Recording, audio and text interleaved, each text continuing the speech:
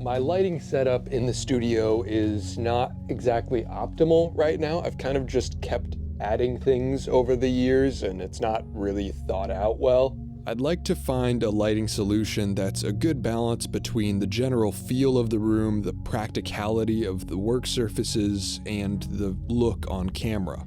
You know, when I'm working on something over here, everything looks very warm, but then when I move over to this corner, it's very harsh, cool light. Everything's coming in at weird angles. It makes a bunch of strange shadows. And it's not just the workbench that needs an update, it's really the entire studio. This side is very dark. So today my goal is to overhaul this, and a lot of times in videos I talk about jumping into things without a plan, but today I truly have no idea what I'm going to do. So we're going to go through the entire ideation process and figure out a better solution here.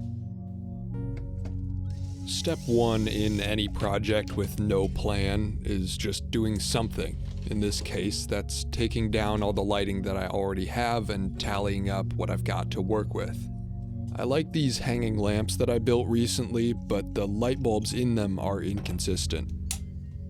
This central fixture is kind of a mess. I like the look of it, but this being the main lighting for the workbench is causing a lot of shadows that are hard to work with. I used to have this big diffused panel over the workspace, but things got moved around and now that's where my computer is. This was built quite a while ago. One of those panels died, but that's what you get for $12 clearance cabinet lights. LEDs being cheaper, more efficient, and less of a fire hazard since they put off less heat, I'm gonna replace all of the incandescents. Those ones are dead. Ooh, that one's hot. I've always used the dimmer, warmer lights, so I have a lot of these cool LED lights. Yeah, that's an old one. Oh, it just burned out right in front of my eyes. So that one's dead. Ooh, a blue bulb. What are you gonna look like? That's an old-fashioned cool light there. Dead, dead, dead. These tiny warm ones just burn out so fast. That's good. A lot of dead bulbs to dispose of. With a good chunk of my stuff laid out ready to be placed, I tried out putting some of those cooler LEDs in the hanging lamps. They're intended to move around and fill in light where necessary, so it makes sense for them to have brighter bulbs in there. The cooler tone will also match better with daylight. With the fill-in lights more consistent, now I need the main lighting. I've had these more photography-oriented lights sitting around for about a year. I've had one of them on a stand for some central lighting in the room, but the other two haven't been doing anything because I got these secondhand for free and only got one power cable with them. I finally bit the bullet and ordered some new cables. I think these could go up here. Mount them as far back as I can. That way, you know, if I'm leaning over my work, my head isn't casting a shadow. How do I want to mount these? Because I'm using lights intended to be put on a stand, I'm gonna have to come up with something custom to fit them to the workbench. I think the simplest solution will be to add some kind of peg up there for it to mount onto.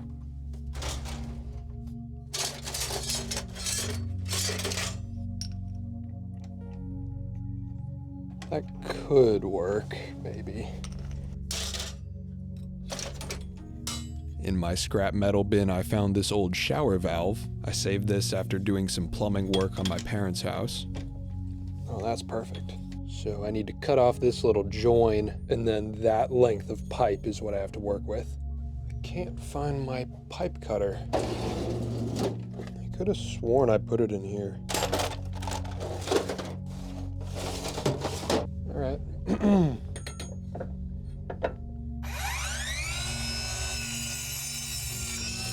It's a whole lot of mess for one little piece of standard copper tubing, but you know. So if there's gonna be a top camera here, I do kind of want one on each side. So I'm gonna move this mount for this lamp over a little bit. Let's just bring it over to here. So I'm gonna mount this straight into the 2x4 by just drilling the same size hole. So I need a 5/8. There's a 3/4. So I have a 1/2 inch and a 3/4, but not the step in between. I don't think I have enough length to get 2 mounting points out of that piece. I need more pipe and I need a bigger drill bit. I was hoping to not have to buy anything for the duration of this project, but I'd already spent money on the new cables for the lights, so I figured I'd at least mount them well. At the Lowe's. The DeWalt 5/8 is $20. This one is $8. That'll do. They don't sell like 6-inch pieces of copper anymore, so I'm gonna have to get the 5-foot. Could use one of these, but that's $9. And a couple light bulbs. So first things first, I'm gonna switch out these daylight bulbs for a slightly softer light. We're going for colder, but not full daylight tone. I think that's a nice happy medium. It's not quite as bright and cold. Next up, I have my drill bit now, so we can properly mount these panels. Nice. Oh yeah, I think I am gonna put a screw through it just to prevent it from swinging like that. Oh, I actually can't take the light off because I didn't leave enough space for this screw to spin around. So I guess in a way, buying 5 feet of this pipe wasn't a bad move. So we'll go that length plus that for clearance, plus 1.5 inches for the 2x4, so right there. Lovely.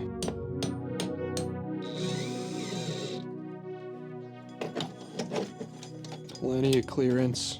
That'll do. Now, same process, but roughly equidistant on the other side. Yeah. Look at that. Actual consistent lighting with consistent color temperature.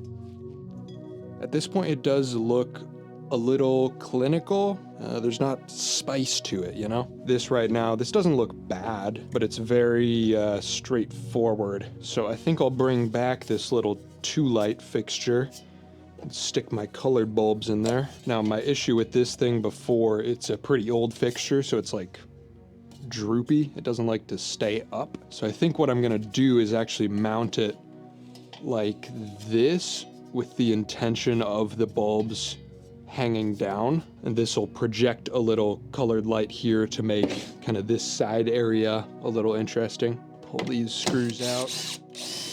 Kind of want this like right here.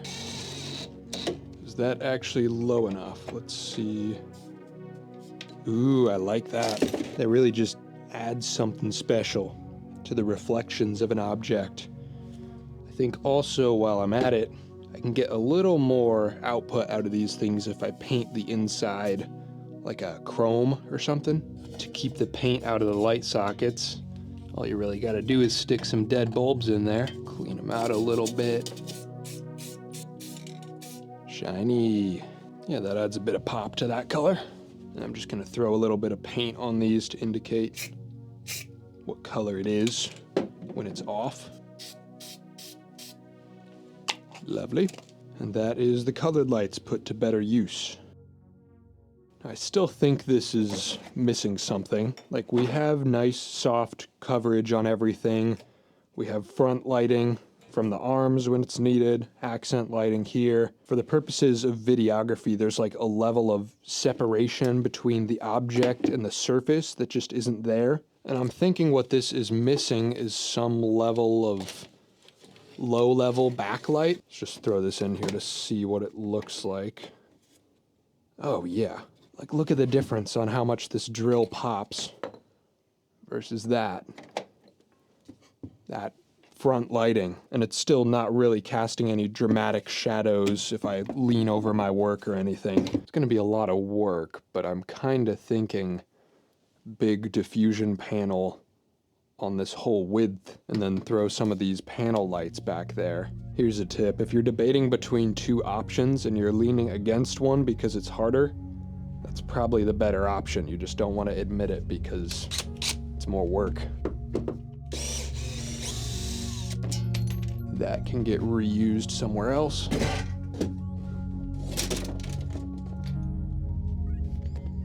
This is just shy of 4 feet long.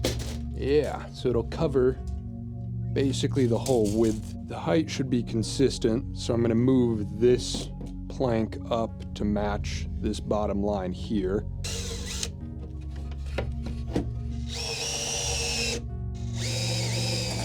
The panel is gonna go roughly from here to here. So I'm gonna add a piece over here to act as bracing. Not that this is gonna be under any real load, but I'd rather it not be floppy. Just kind of eyeballing the level on all this. Let's see how well I guessed the distance. Oh my, that's actually kind of crazy. As for height, it is 1 foot with the power strip, but if I have it go behind the power strip, maybe 1'1". So I just need to mark that for 1'1" and we should be good. I definitely could have just unbolted it, but I got a metal cutting saw, so I'm having fun. All right, there is my diffusion panel. I measured out the 13-inch section I needed, ran a tape line down it, and cut that with a circular saw. Before I actually stick it on, I should figure out how I'm mounting the lights behind it. Might finally be time for these PVC frames to get disassembled. You can tell how long ago I built them because they use Phillips head screws. I would never these days. One of the first things I ever stuck together with screws. All that PVC can be used again. One of these is dead. I lost track of which one. Those are fine. All right, so it's got to be this one. Oh, they're all fine. So it must have been something about the wire that chains them. Yeah, that works. So it's that port that's bad. You know what? The out port on this one might be finicky as well. That one turns off when the new one goes in. Found 2 more. Oh, I forgot I modded that one to be warm light. I think I can undo that. This used to be the key light for all of my videos. I had it on this little pivoting PVC thing that I would put on a tripod. If I remember right, there's a panel in here that you can flip upside down and it'll turn warm. So I think I flipped that upside down. Yeah, that's crazy. All right, there we go. There's no actual components in the middle, so there's no reason I can't just drive a screw straight through the center, which makes my mounting options a lot easier. Let me try that on one of these broken ones. Yeah, completely fine. All right, so that'll be my mounting solution then. I'm not a savage, I'll measure it at least. 6 inches right there. I really just need 1 piece of wood along the center of this whole length. That will do. This piece does have an SD card reader hard mounted to it. This was part of my monitor stand before I redid the whole setup. I originally hard mounted this by disassembling the case and then running screws through it. Now we got a fresh piece of wood. Then I'll use a 3.5-inch screw, which should be enough to hold on that back piece.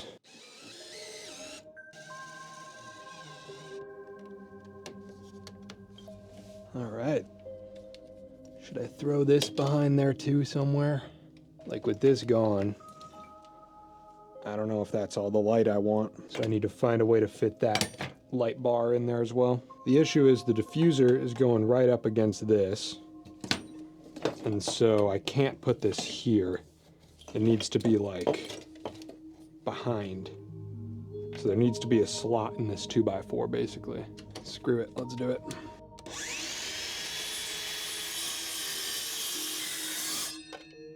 That's so cursed, but it works. So much dust. Now that's all wired to my switch panel, so I can turn them all off and on. Now the moment we've been waiting for. I guess that light's not getting diffused that much. Is there anything I can do about that? Yeah, I don't know if I like that. This is still pretty harsh. Honestly, that 2x4 shouldn't be there at all. The back piece is supported well enough by just the two ends, so it could actually be cut here. And then I could space my panels more evenly, and I could move that light bar back. And then I wouldn't have to do the weird diagonal thing to make them all fit, because this looks messy. It does work, but it looks messy. And not in a way that I like. All right, let's do it. Get this out of here. Everything was going too smoothly. This is that iterative design we're talking about. A big part of these improvised projects is knowing when good enough is good enough and when it's not. I use the quick and dirty approach that I do because it's easy to change things down the road. But at the same time, that doesn't mean I'll always stop on the first draft of every upgrade. Whoops. I'm really hoping I like this result because I don't want to take this apart again. This is the reality of improvised projects, though. I was riding high, feeling so smart, mounting those things with that copper pipe.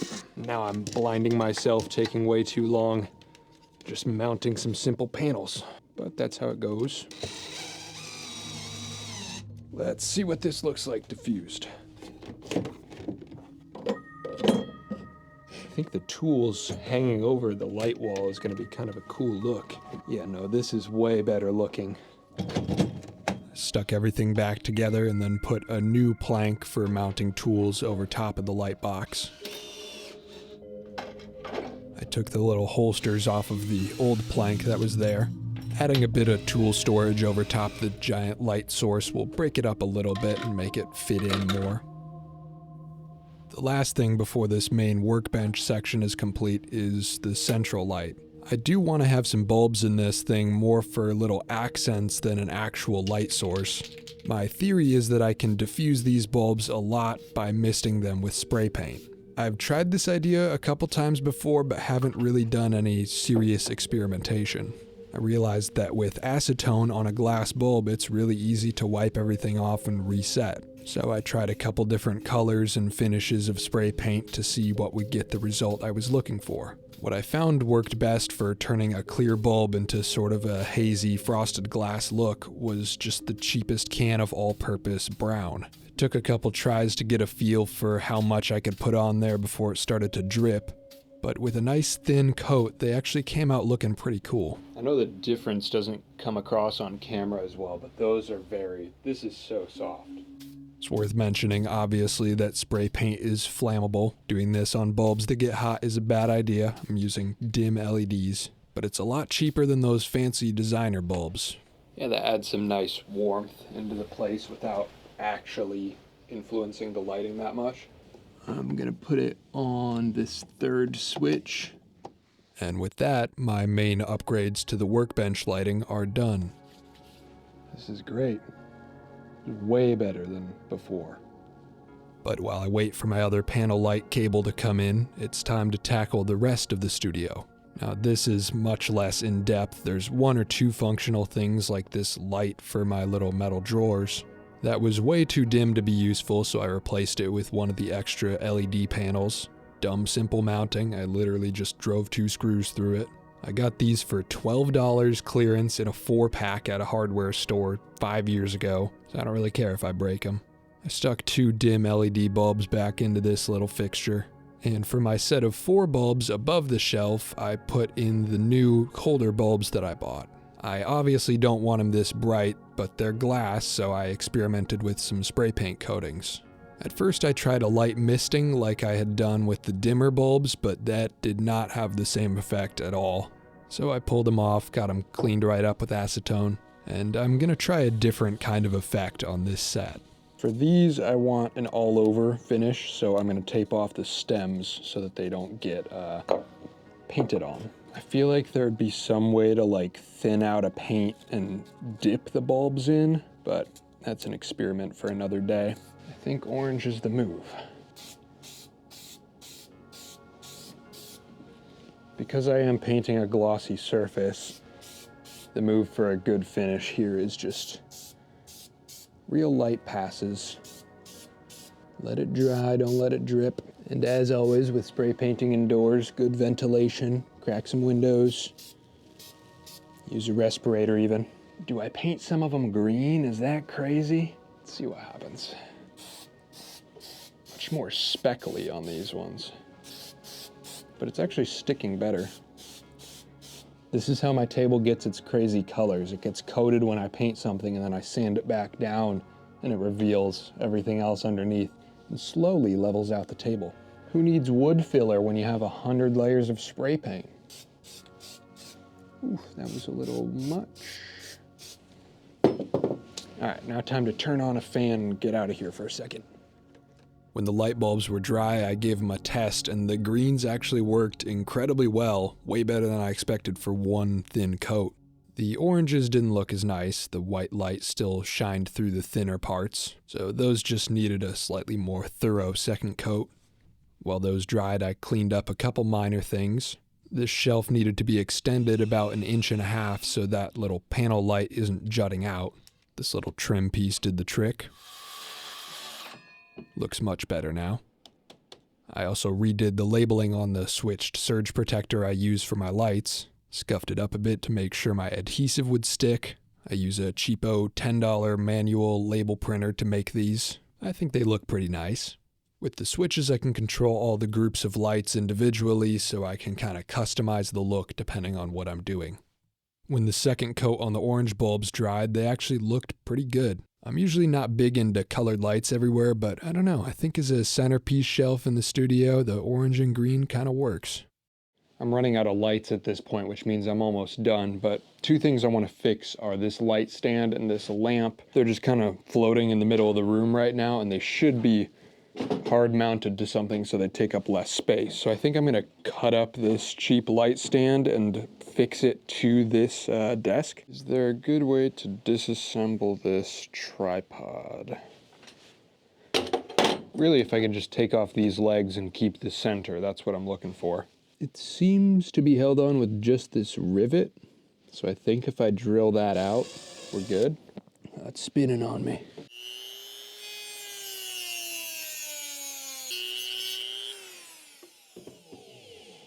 That should do.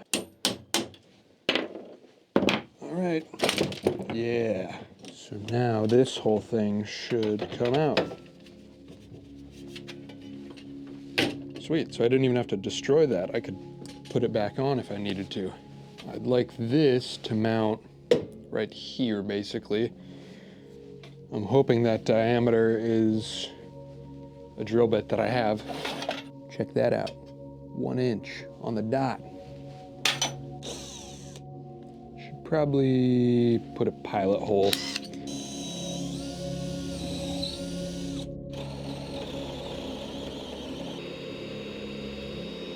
See how this does.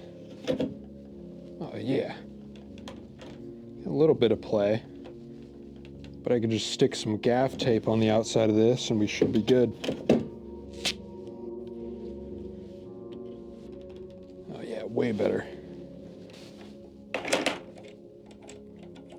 Realistically, for the most part, what I use this for is bouncing light off the ceiling to just kind of get some light in the whole studio.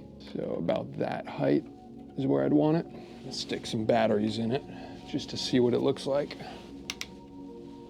Yeah, lovely. Now there's not a big old light stand hanging out in the center of the room. And I have some scrap metal. Then same exact concept with that lamp. I've had this thing just sitting on a box, which is not really the most efficient use of space. This should be a little more straightforward to take apart, hopefully. Seems like this just spins off. Pull a bit of slack on the wire through, and then just splice that back together. Looks like this one is also 1 inch. Pretty convenient. There is another section of two 2x4s here, so I think I just tap in right there, roughly. So this first section can go in, and then this will go into that. I'm gonna drill a hole in here to run the cord out of so it doesn't run out the bottom there. I'm gonna try to pin the cord over to the side to make sure I don't hit it. I did not hit the cord. We are good. So I think what I'll do to protect that wire a little bit is to just throw a bunch of heat shrink sleeves on there. This cable shouldn't get moved, so won't be a big deal. All right, feels sturdy. Yeah. So the only thing left that really needs more light is this area by the computer. I have one fixture left, so I'm just gonna throw some leftover bulbs in there and probably put it up here somewhere. Definitely want warmer bulbs than that, but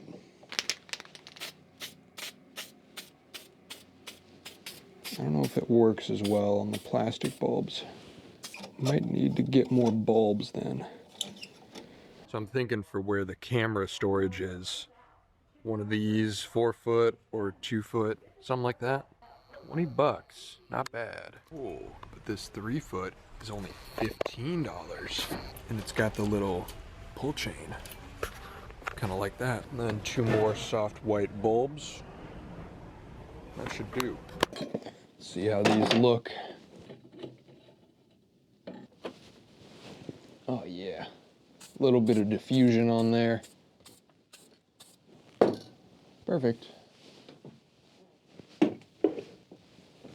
Now we light the rest of this section with these things. See how bright it is? Maybe a little bright. Yeah, pointing it upwards might be the move. I'm just gonna use 2 little offcuts of scrap wood to make kind of a mounting bracket for it. And that goes up here. Oh, I split it. These 1x4s I've had for forever. They're super soft, so I probably shouldn't be using them for brackets like this, but you know, just a bit of wood glue and a clamp. Look, there's a little smiley face on this piece. I think my friend Nathaniel did that when I was living in his basement. All right, that is way better, way better. And with this setup, I'm not getting any glare on my monitors while I'm editing like I used to with the giant panel up there. You know, it would be kind of cool if I cut little holes into this piece. Maybe it would send some light up into this overhead shelf area. Is that stupid? Maybe. Let's just try it. Does that do anything? It actually kind of does. I guess I could just cut a giant section out with this saw. Oh, and then I have that extra diffusion panel. So I have like 4 feet by 9 inches. It would reduce the amount of light bouncing back down to here. But in a way, I'm fine with that. I guess the trade-off is I'm gonna rain down a ton of sawdust right onto my computer and all my camera gear. What if I just stick a piece of foam up here? Could I do like a DIY track saw here? Clamp this yardstick down and then follow that as my straight edge. I feel like that's not a terrible idea.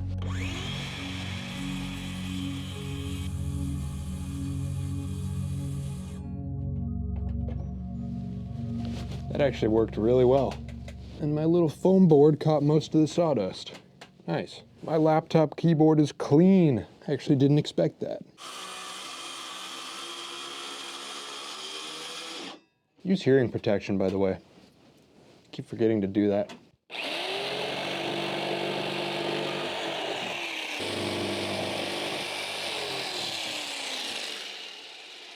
Ooh. Yeah, that's a lot of light.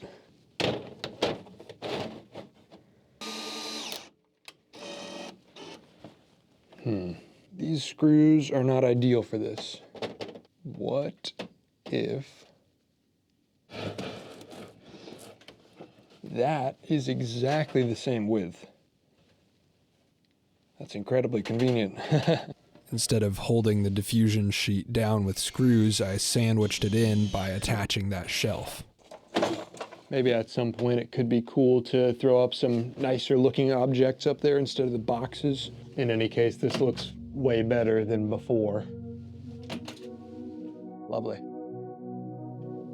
At this point, there are only 2 lighting fixtures left untouched in the whole room. This old fluorescent desk lamp has been in need of an upgrade for a while now. I'm pretty sure you can get replacement LED tubes for these things, but I don't want to have to order anything online, so I have this other light bar that's pretty much the same size.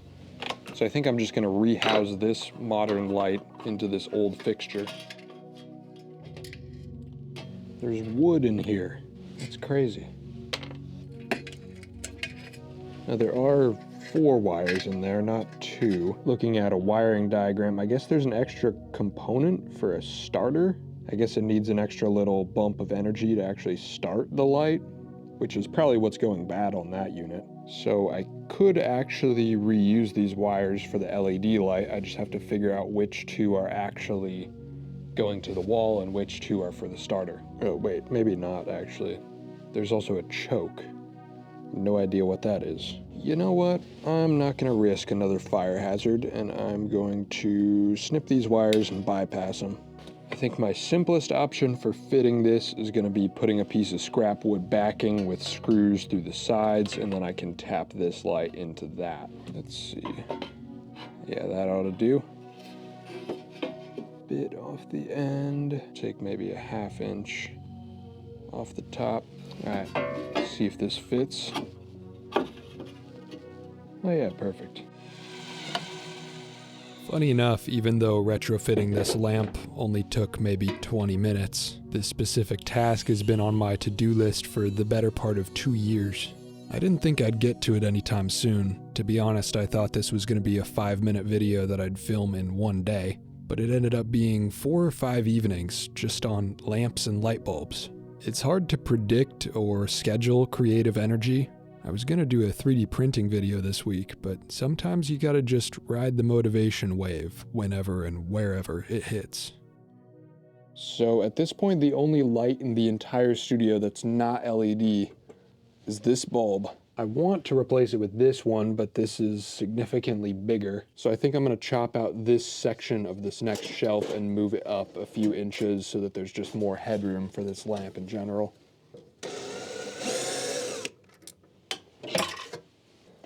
See how heavy this sucker is. Oh, that ain't bad.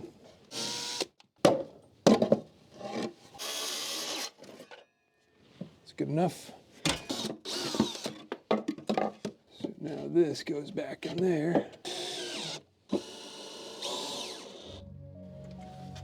Then I think like really that much headroom is all I want.